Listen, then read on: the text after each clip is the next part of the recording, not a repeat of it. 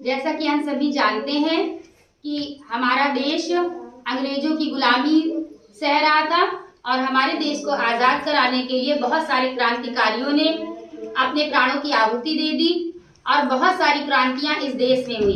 इन्हीं क्रांतियों में एक क्रांति 9 अगस्त 1925 को काकोरी क्रांति के नाम से जानी जाती है। लखनऊ जा रही ट्रेन को उन क्रांतिकारियों ने लूटा, जिससे कि अंग्रेजी सरकार के पास जो शक्ति है वो कुछ कम हो पाए, उनकी शक्ति उनको कमजोर करने के लिए। इसमें जो मुख्य क्रांतिकारी थे वो थे राजेंद्र नाथ लाहिड़ी, राम प्रसाद बिस्मिल और अशफाक उल्लाह खां। इन तीनों ने अपने प्राणों को न्यौछावर कर दिया।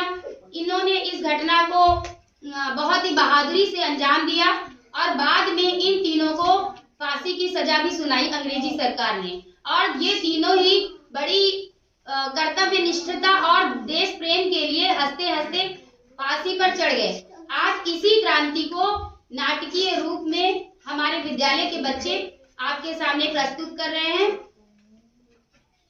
ये सुमित राम प्रसाद बिस्मिल के किरदार में है, क्लास 6 का, और आदर्श मिश्रा क्लास 8, अशफाक उल्लाह खां का किरदार कर रहे हैं और राजेंद्र नाथ लाहिड़ी का किरदार कर रहे हैं कन्हैया क्लास 7 से। अब ये बच्चे आप सभी के सामने काकोरी क्रांति की घटना को प्रस्तुत करेंगे।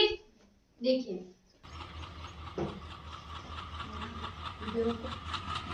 चलो अब हम ट्रेन लूटते हैं। क्या पूरी ट्रेन लूटेंगे? नहीं, जो ट्रेन के पीछे वाला डिब्बा है उसके नीचे संदूक रखा, उसके अंदर संदूक रखा रहता है, जो खजाना सरकारी खजाना होता है उसको लूटेंगे। हम सरकारी खजाना लूटेंगे, अंग्रेज सरकार हमें और हमारी पार्टी को खत्म। खून की होली खेलेंगे हम, वतन के लिए जान दे देंगे हम।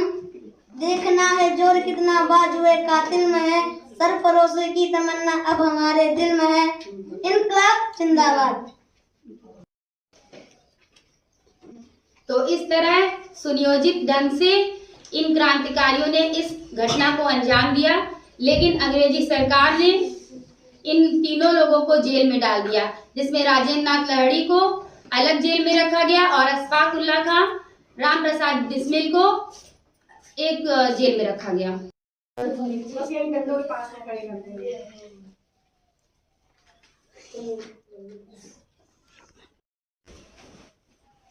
तुम दोनों भी रहो इसी जेल में। तुमसे कोई मिलने आया है। देखो अशफाक मियां, तुम एक मुस्लिम हो, अल्लाह की करम से हम भी एक मुस्लिम हैं, और राम प्रसाद बिस्मिल एक हिंदू है, वो हिंदू हुकूमत चाहता है। मेरी बात मानो, तुम उसके चक्कर में मत पड़ो, अपनी जान जाए मत करो। देखो मैं पंडित जी को तुमसे ज्यादा जानता हूँ और वो जो कुछ भी वतन के लिए कर रहे हैं वो सही कर रहे हैं, और मैं भी वतन के लिए अपने जान को न्यौछावर करने में पीछे नहीं हटूंगा। अभी के अभी यहाँ से चले जाओ। अब देखते हैं कि फांसी की सजा सुनने के बाद राम प्रसाद बिस्मिल के क्या विचार थे। राम प्रसाद बिस्मिल, तुमसे तुम्हारी माँ मिलने आई है। माँ आप यहाँ पे क्यों आई हो? मैं अपने सुपुत्र को देखने आई हूँ कि फांसी की सजा सुन के कहीं वो कमजोर तो नहीं पड़ गया। माँ मैंने तुम्हारे जैसे ब्राह्मणा के कोख से जन्म लिया है। मेरे जैसे तो कुर्बान कर सकती हो। मुझे इस बात का दुख है, मैं तुम्हारी सेवा नहीं कर पाया, मुझे क्षमा कर दीजिए माँ।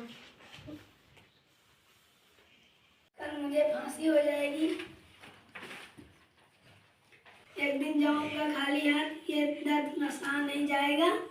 पता नहीं कब हिंदुस्तान आजाद वतन कहलाएगा। बिस्मिल तो हिंदू है, कहता है फिर आऊंगा। मैं मुसलमान हूँ, मजहब से बन जाता हूँ, इसीलिए पुनर्जन्म की बात नहीं कर पाता हूँ। गर्व मिला खुदा तो अपनी झोली फैलाऊंगा, जन्नत के बदले पुनर्जन्म ले आऊंगा। इनकलाब जिंदाबाद। तो इस तरह से इस घटना को अंजाम देने के बाद तीनों क्रांतिकारियों को फांसी की सजा सुना दी गई और राजेंद्र नाथ लाहिड़ी को गोंडा जेल में फांसी की सजा दी गई। अशफाक उल्लाह खां को फैजाबाद की जेल में और राम प्रसाद बिस्मिल को गोरखपुर की जेल में फांसी की सजा सुना दी। सरफरोशी की तमन्ना अब हमारे दिल में है, देखना है जोर कितना बाजुए कातिल में है।